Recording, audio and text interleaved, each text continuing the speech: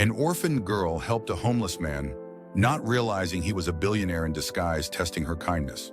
The thought flashed through Sophie's mind like an echo of her mother's voice as she stood on the frost-bitten sidewalk, clutching her threadbare coat around her thin shoulders. The December wind sliced through the fabric as if it weren't there at all. At 16, Sophie Blake had already weathered more storms than most people face in a lifetime. The man sat huddled against the brick wall of Miller's pharmacy, his weathered face partially hidden beneath a matted gray beard. A cardboard sign rested against his knees. "Anything helps. God bless." His eyes, startlingly blue against his weathered skin, watched the passers-by who quickened their steps to avoid meeting his gaze. Sophie knew that feeling all too well. The sensation of becoming invisible, the weight of being forgotten. 3 years had passed since the car accident that took her parents, sending Sophie tumbling through the foster care system like a leaf caught in a storm drain. The Murphys were her 4th placement in as many years. Not unkind but distant, taking in foster children more for the monthly stipend than any desire for connection. Their own children, 2 teenage boys who barely acknowledged her existence, completed the tableau of her not-quite family. Sophie's fingers closed around the $5 bill in her pocket, her lunch money for tomorrow. Mrs. Murphy wouldn't notice if she skipped lunch again. She'd grown accustomed to ignoring the hollow ache in her stomach. "Excuse me," she said, her voice barely audible above the street noise. The man's eyes lifted to meet hers, and Sophie was struck by something she couldn't quite name. A clarity, perhaps, that seemed out of place with his circumstances. "Would you like some coffee? I was just heading to the cafe across the street." The lie slipped easily from her lips. She had no intention of buying anything for herself. A flicker of surprise crossed his face before he nodded. "That's very kind of you." His voice was deep and carried a hint of refinement that Sophie found curious but didn't dwell on. She'd learned early that people's stories were rarely as simple as they appeared on the surface. "I'll be right back," she promised, darting across the street when traffic allowed. Inside the daily grind, warm air enveloped her like an embrace. The rich aroma of coffee beans and cinnamon momentarily overwhelmed her senses. Sophie approached the counter, suddenly self-conscious of her worn sneakers and secondhand clothes. "Large coffee, please." "Extra hot with cream and sugar," she requested. And ... "Do you have any pastries that might be going out soon?" She hated asking but knew many shops discarded day-old items. The barista, a girl not much older than Sophie with a name tag reading Amber, glanced around before leaning forward. "Manager just left for his break. Take this Danish too. It's from this morning but still good." Sophie's throat tightened with unexpected gratitude. "Thank you," she whispered. Outside, the cold air shocked her system anew. She crossed back carefully, balancing the hot coffee and pastry wrapped in a napkin. The homeless man watched her approach with an expression she couldn't quite read. "Here you go," Sophie said, handing him the items. "The Danish is fresh." Another small lie. "What did it matter?" "No, would you?"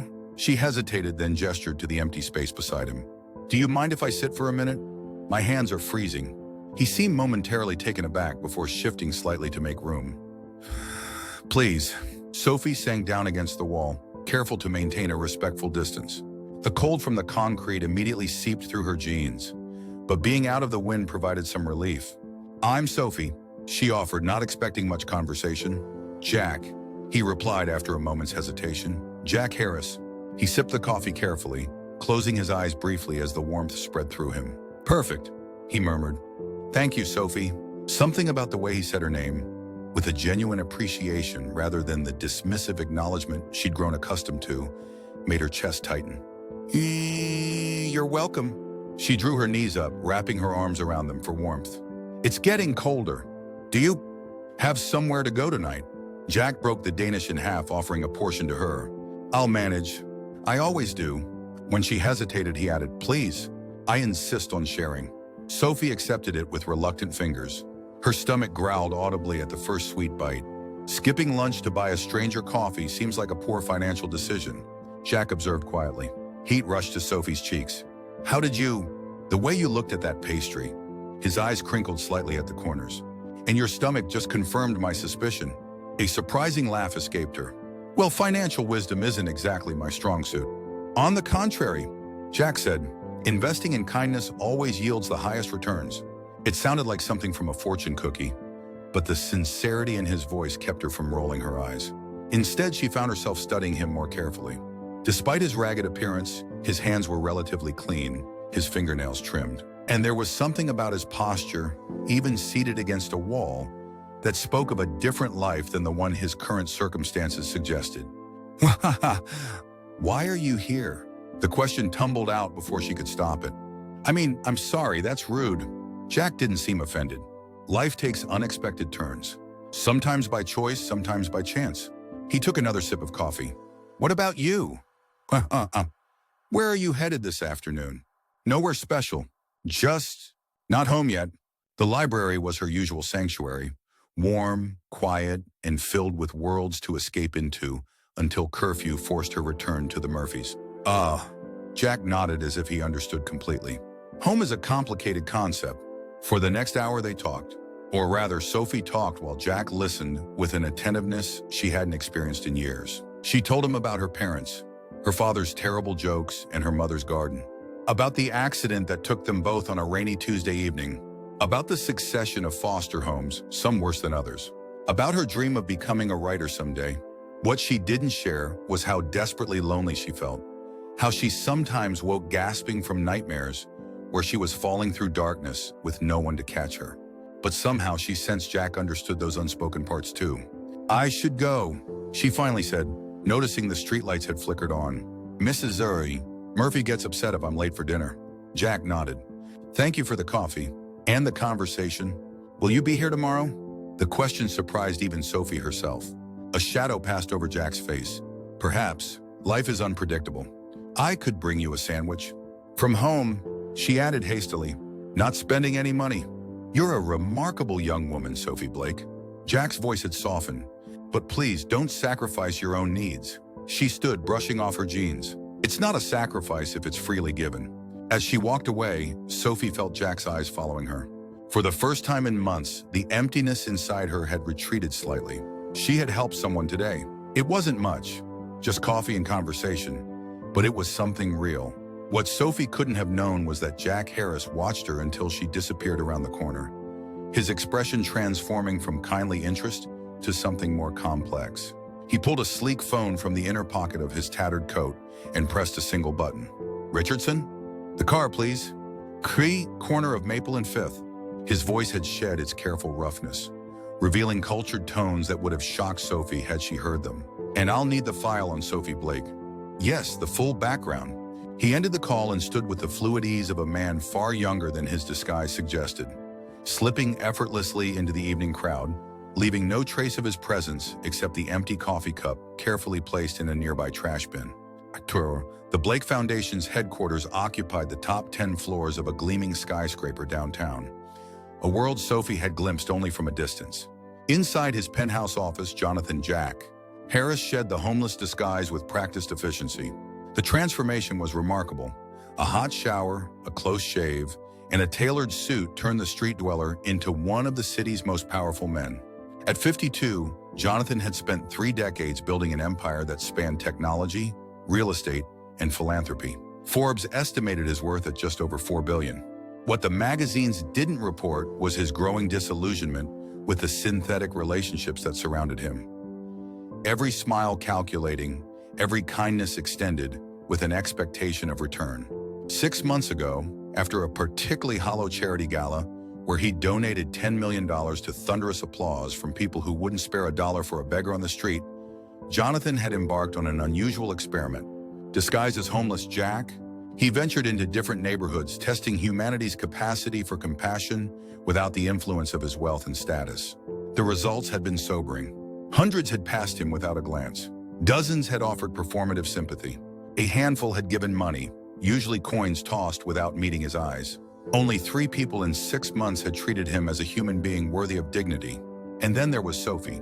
Sir Richardson, his chief of security and most trusted employee for 20 years, entered with a file folder. Everything we have on Sophie Blake. Jonathan accepted it with a nod. Thank you. And the background check? Surnet complete. Nothing concerning. She's exactly who she appears to be. After Richardson departed, Jonathan opened the file. The accident report came first. The collision that killed Michael and Eleanor Blake 3 years ago. Medical records followed. Sophie's brief hospitalization for minor injuries and subsequent therapy for post-traumatic stress.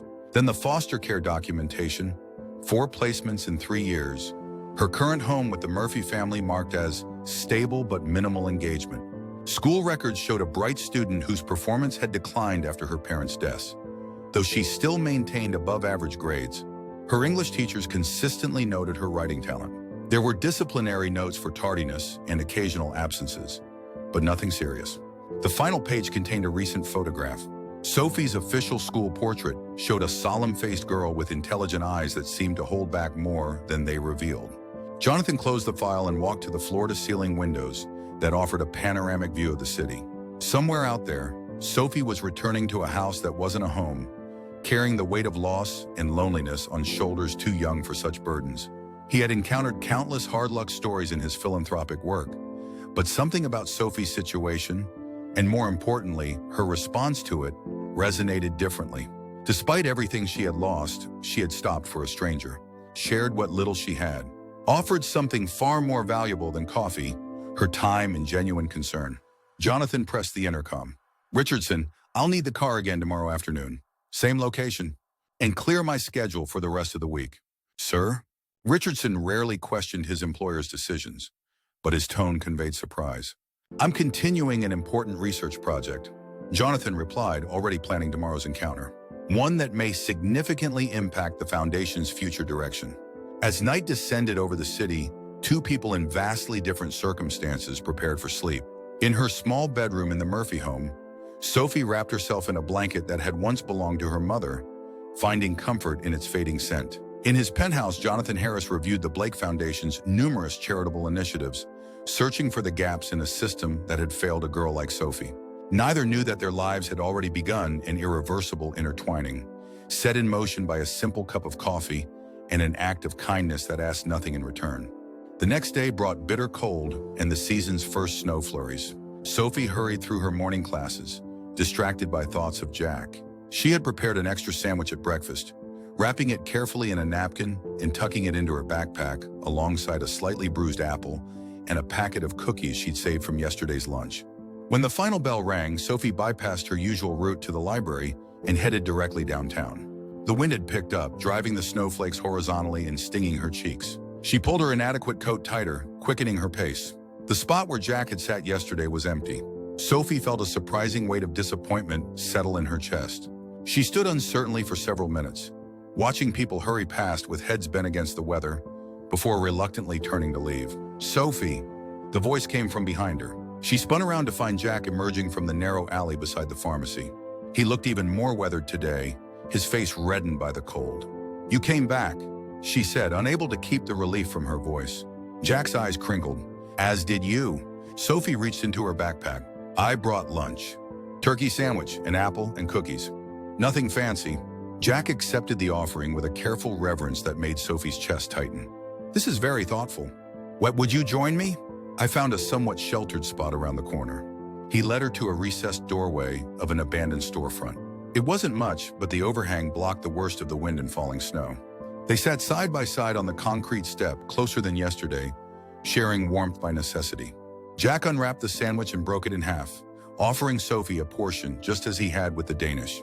"Please eat your lunch," she protested. "That's why I brought it." "I insist," he said firmly.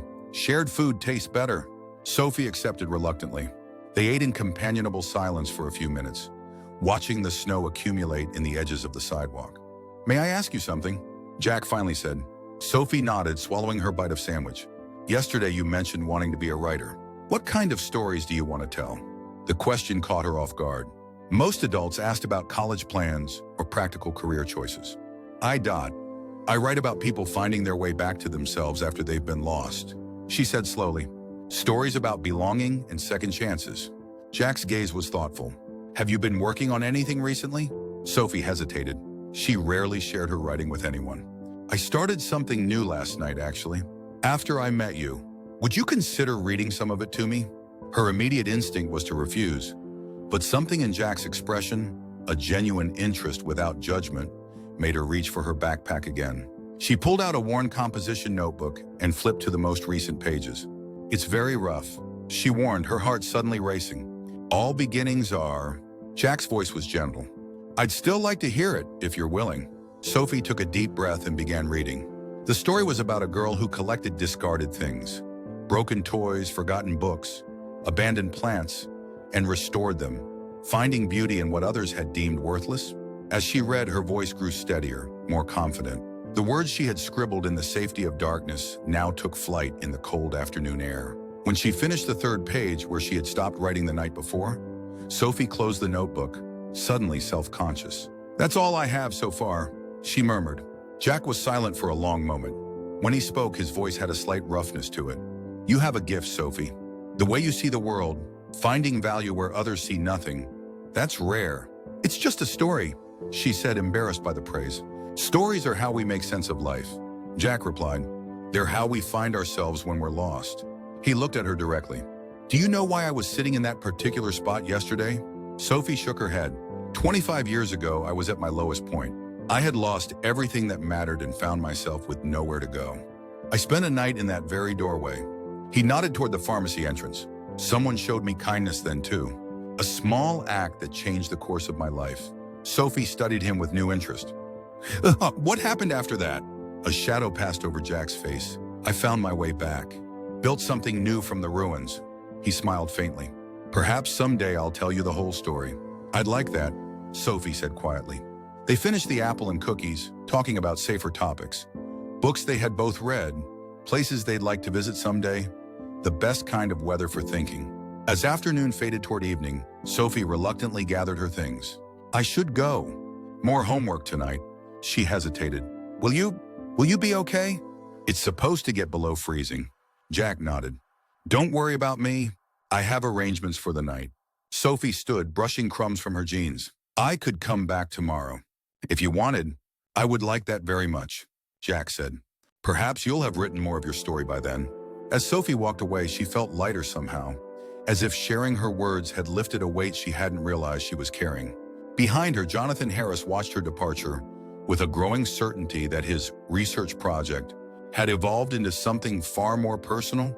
Later that evening, after returning to his penthouse, Jonathan made 2 calls.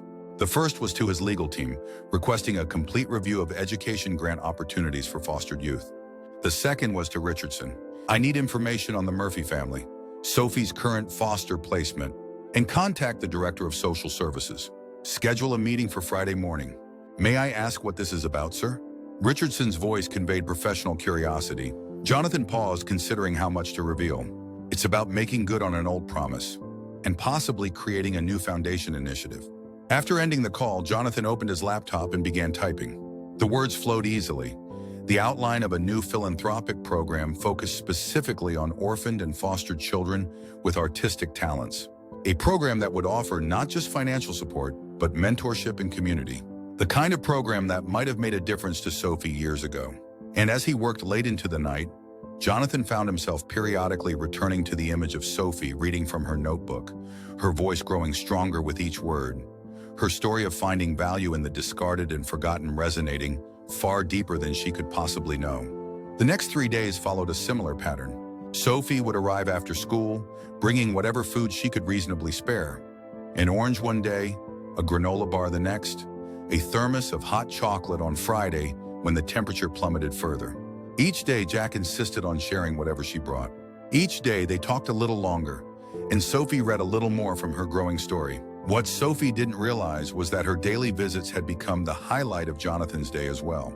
The billionaire who had sat through presidential briefings and negotiated billion-dollar deals found himself checking his watch, anticipating the moment when a teenager with a worn backpack would appear around the corner, her face lighting up when she spotted him. He learned about her dreams, not just of writing, but of creating a place someday where other foster kids could find stability and understanding. He learned about her frustrations with the system that shuttled children between homes with little regard for emotional attachments. He learned about her favorite books, her secret habit of naming stray animals, her fear of thunderstorms since the night of her parents' accident. What he carefully avoided was any hint of his true identity or the growing plan taking shape in his office. But on Friday afternoon, as they huddled in their now customary doorway, sharing hot chocolate, Jonathan knew their unusual friendship was approaching a crossroads. "I might not be here tomorrow," he said carefully, watching Sophie's expression fall. "I have some business to attend to." "Oh," Sophie stirred her hot chocolate with the plastic spoon she'd brought. "That's okay. I understand." But I'd like to see you again, he added. Perhaps on Sunday? There's a place I'd like to show you if you're willing. Sophie's brow furrowed with curiosity. What kind of place? Somewhere important to me. Somewhere that might be important to you too. He hesitated. Do you trust me, Sophie? The question hung between them, weighted with meaning neither fully articulated. Sophie studied his face. The kind eyes that had never lied to her. The respectful attention he'd given her stories. The gentle wisdom in his advice. Yes, she said simply. I trust you. Then meet me here at noon on Sunday. Wear something warm. Jonathan felt a twinge of guilt at the continued deception. But tomorrow's meeting would determine whether his plan was even possible. As they parted ways that evening, Sophie impulsively reached out and squeezed his hand.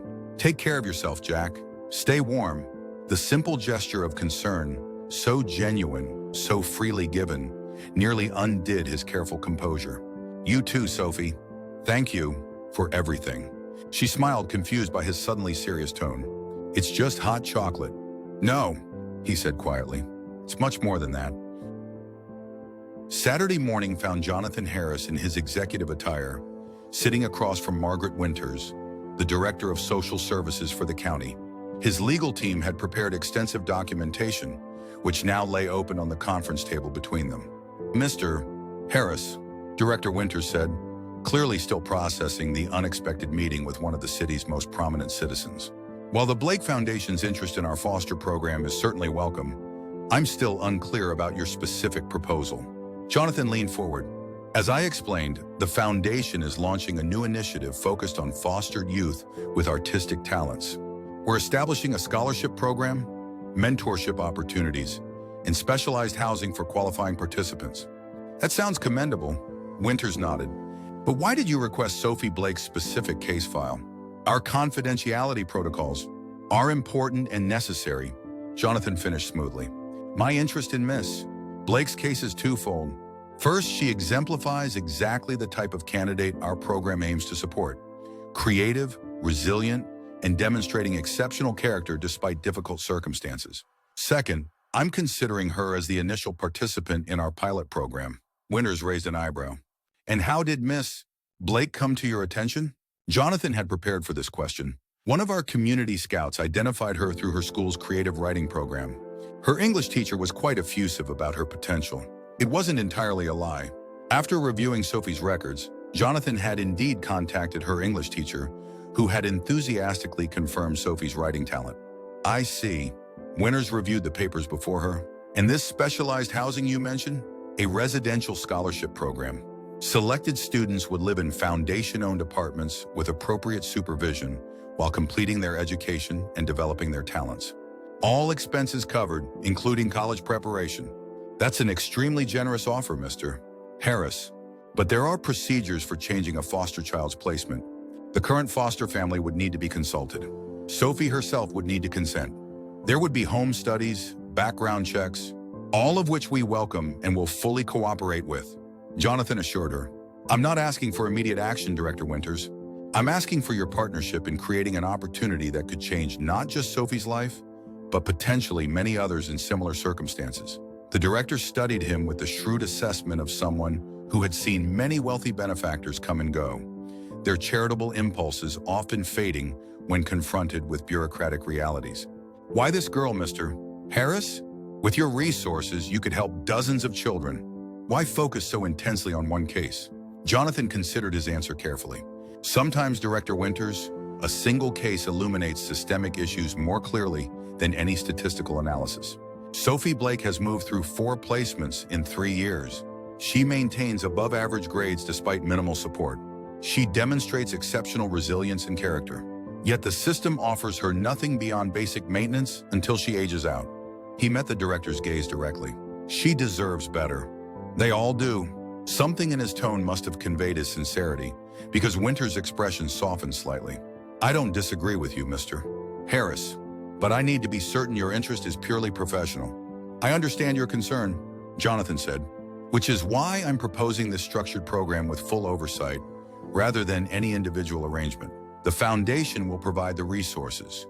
Your department maintains regulatory authority. For the next hour, they discussed logistics, requirements, and potential timelines. By the meeting's conclusion, Director Winters had moved from skepticism to cautious optimism. "I'll present this to my supervisory team on Monday," she said, gathering the documents. "If they approve, and I believe they will, we can begin the process. Though I should warn you, even expedited, these matters take time." "I understand." Jonathan rose to shake her hand. "Thank you for your consideration, Director. The Blake Foundation looks forward to this collaboration." As Winters left, Richardson entered with a tablet displaying the afternoon schedule. "Your 3 o'clock canceled, sir. And the Murphy file you requested is ready for review." Jonathan nodded, his mind already on tomorrow's meeting with Sophie. "Thank you, Richardson. Have the car ready at 11 tomorrow. And contact building management at Riverside Towers. I want to see the model unit on the 15th floor. The one being prepared for the scholarship program?" Richardson clarified. "Yes, it needs to be ready within 2 weeks." Richardson hesitated. "Sir, with all due respect, you're moving extremely quickly with this project. Are you certain that this is the right course of action?" Jonathan finished. "More certain than I've been about anything in years." He turned to the window, watching the city below. "Sometimes, Richardson, opportunity and obligation arrive in the same moment. When they do, hesitation serves no one."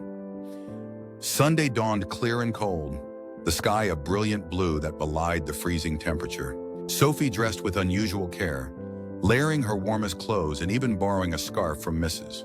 Murphy's coat closet. She had told her foster mother she was meeting a friend from school to work on a project. A small deception that pinched her conscience but seemed necessary. As she approached their usual meeting place, Sophie was surprised to find no sign of Jack. She waited nervously, checking her watch every few minutes, fighting the creeping fear that he wouldn't come. At precisely noon, a black town car with tinted windows pulled up to the curb. Sophie stepped back warily as the rear door opened and Jack emerged. Except it wasn't quite Jack. The man before her had Jack's eyes and voice, but everything else had transformed. Gone was the matted beard and weathered appearance. Instead, he wore an immaculate charcoal overcoat over what appeared to be an expensive suit. His gray hair was neatly trimmed, his face clean-shaven and considerably younger looking than she had imagined. Sophie took an involuntary step backward, confusion and the first flickers of betrayal crossing her face. "Sophie," he said gently, remaining by the car. "Please don't be afraid. I owe you an explanation." "Who are you?" Her voice came out smaller than she intended. "My name is Jonathan Harris. The story I told you about being homeless 25 years ago was true. What I didn't tell you is what happened after." He gestured to the car. "If you'll give me 30 minutes, I'll explain everything. If at any point you feel uncomfortable, I'll bring you back immediately. No questions asked."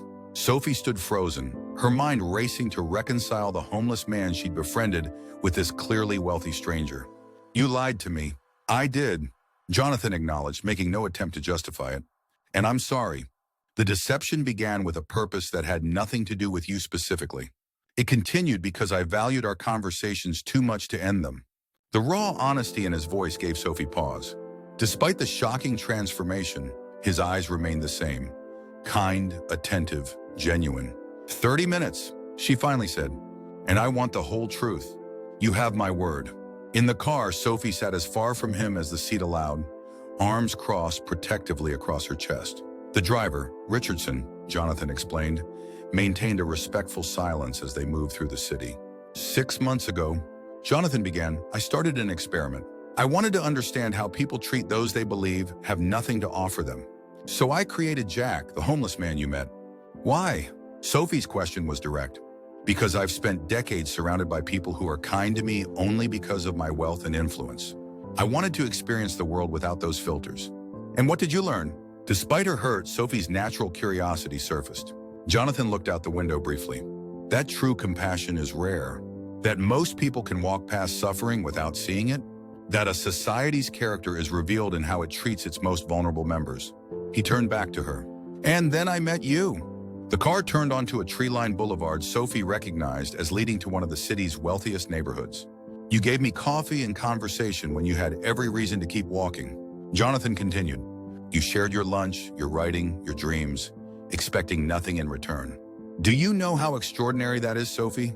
She shrugged uncomfortably. It wasn't extraordinary. It was just human. Exactly. Jonathan said softly. Just human. The very thing I was searching for. The car slowed before an imposing glass and steel building with Blake Foundation emblazoned across its entrance. Sophie's breath caught at the name. Blake, she whispered. Like my... No relation to your family, Jonathan clarified quickly. The foundation was named for Thomas Blake, my mentor who gave me my second chance decades ago. Richardson opened the door, and Jonathan extended his hand to Sophie. This is what I wanted to show you. Will you come inside? Still wary, but increasingly curious, Sophie accepted his hand and followed him into a soaring lobby of marble and glass. Security personnel nodded respectfully as Jonathan led her to a private elevator that opened with his key card. My office is on the top floor, he explained as the elevator ascended smoothly. But that's not where we're going first. When the doors opened on the 15th floor, they stepped into a warmly lit hallway. Jonathan used his key card again on a door marked 1507. After you, he said, stepping aside. Sophie entered cautiously, then stopped in astonishment. The apartment before her was spacious and beautifully furnished, with floor-to-ceiling windows offering a panoramic view of the city. Bookshelves lined one wall, filled with volumes both classic and contemporary. A modern desk faced the windows, equipped with a high-end laptop and what appeared to be a professional writing setup. What is this place? She asked, turning slowly to take it all in. This is the first residential unit of the Blake Foundation's new Youth Artistic Development Program, Jonathan explained, watching her reaction carefully. A place where talented young people in the foster system can live while developing their gifts and completing their education. Sophie's mind worked quickly, connecting the dots. And you're showing me this because you inspired it. Jonathan gestured for her to sit in one of the comfortable armchairs by the window. Your writing talent, your resilience, your compassion despite your own hardships, you exemplify exactly what this program aims to support. I don't understand, Sophie said, remaining standing. Are you offering me charity? No, Jonathan said firmly. I'm offering you an opportunity. The program provides housing, education, mentorship, and eventually college scholarships to fostered youth with exceptional artistic potential. Participants must maintain academic standards and contribute to community projects. It's not charity, it's investment in talent that might otherwise be lost. Sophie's eyes narrowed. And what do you get out of this? The question seemed to please rather than offend him. The satisfaction of addressing a gap in the system. The foundation already supports numerous causes. This is simply a new initiative focusing on a specific need. But why me? Why now? Sophie pressed, still suspicious. Jonathan sighed, gesturing again to the chair. This time Sophie sat, and he took the seat across from her. The truth?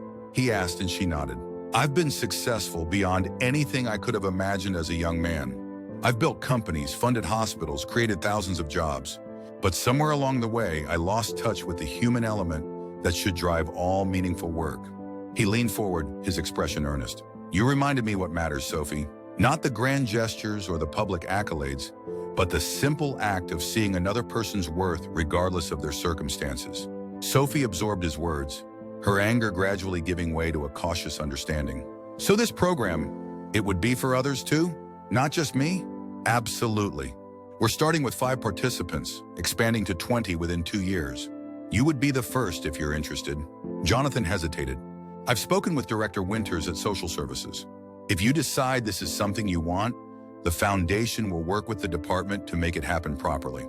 And the Murphys would continue receiving their foster care stipend through your transition, if that's your concern.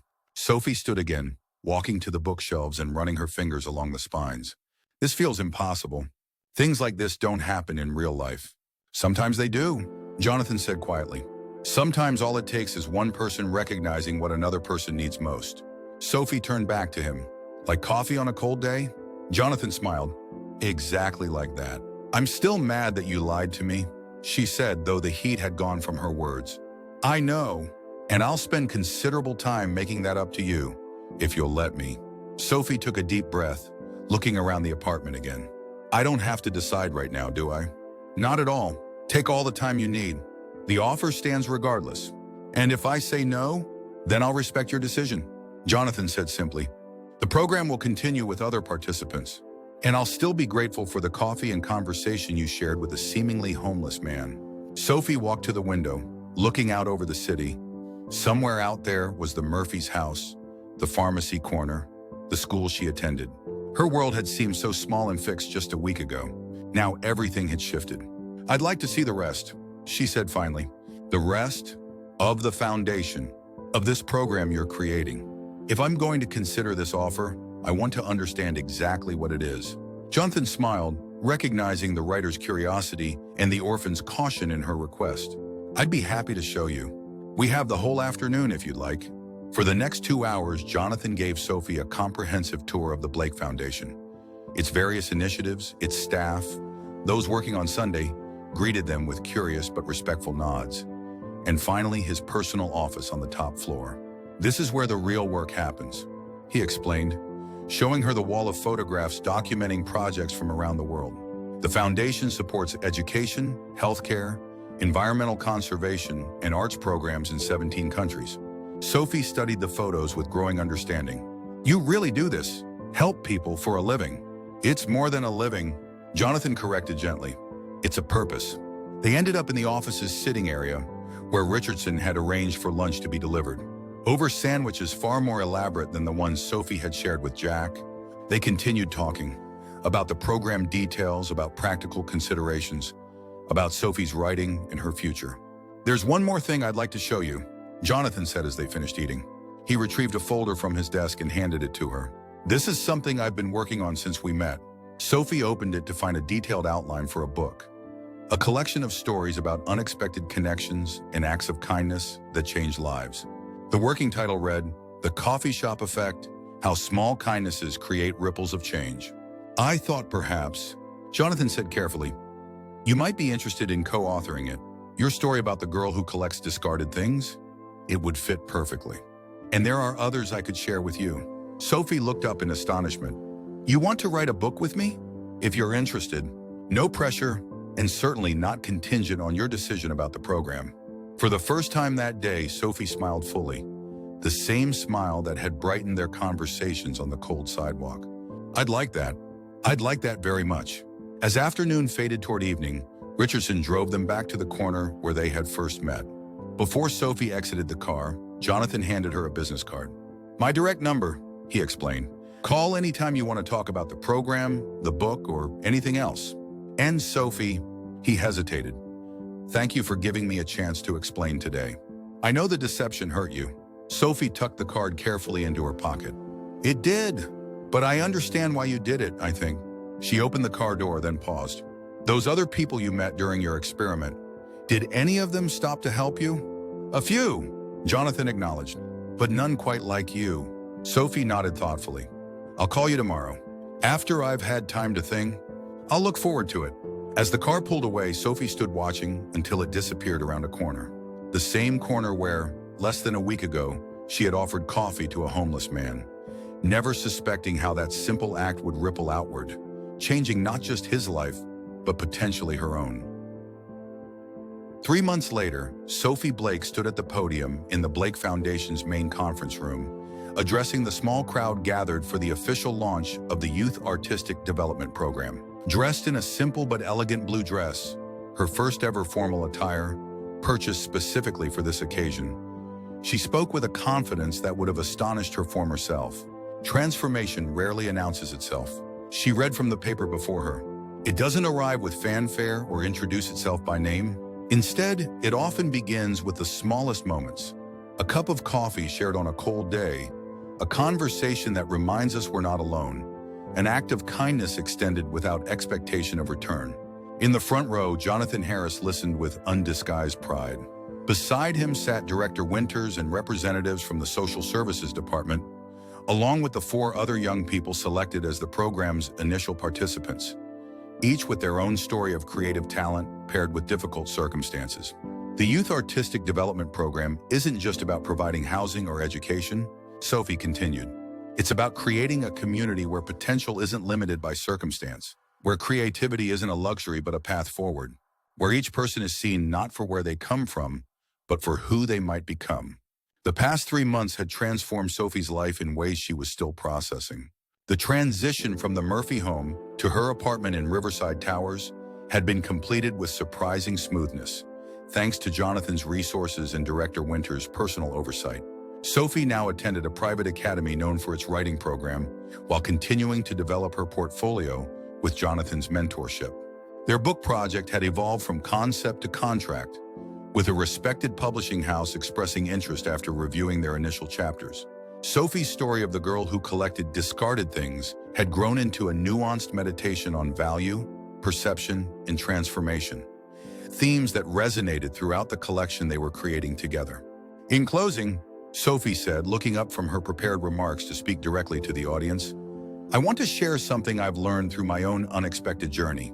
When we extend kindness without calculation, when we truly see another person beyond their circumstances, we don't just change their day or even their life. We change the story they believe is possible. And sometimes we change our own story too." The applause was warm and genuine.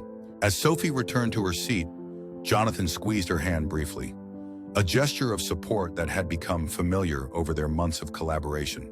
Later, at the small reception following the ceremony, Sophie found a moment of quiet by the window overlooking the city.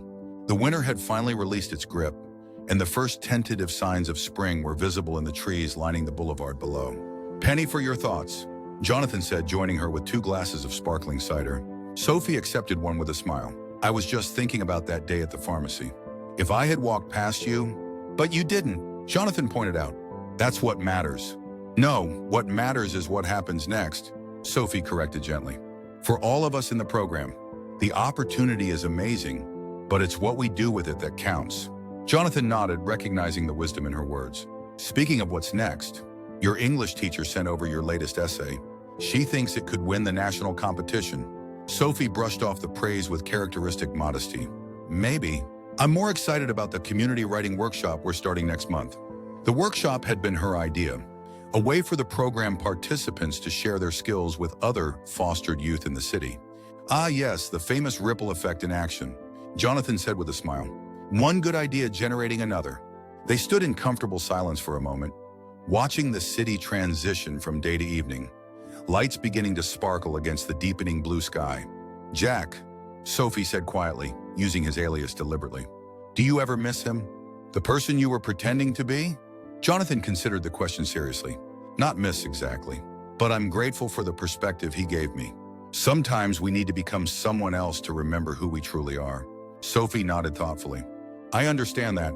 I feel like I'm becoming someone new too, but also finding the person I was always meant to be. That's not becoming someone new," Jonathan corrected gently. "That's simply growing into yourself." As they rejoined the reception, Sophie was greeted warmly by the other program participants, each already forming the bonds of the community they were creating together. Watching her interact with her peers, confident yet kind, articulate yet attentive, Jonathan felt a profound sense of rightness about the path they had embarked on together. The Foundation's new initiative would touch many lives in the years to come, creating opportunities for talented young people who might otherwise fall through the cracks of an imperfect system. But for Jonathan, the true transformation had already occurred. In the moment, a lonely girl had offered coffee to a stranger, expecting nothing in return. In that simple act of kindness, Sophie Blake had unknowingly helped a billionaire in disguise rediscover the human connection he had been searching for. And in doing so, she had written the first lines of a new story for them both, one of second chances, unexpected bonds, and the profound power of being truly seen.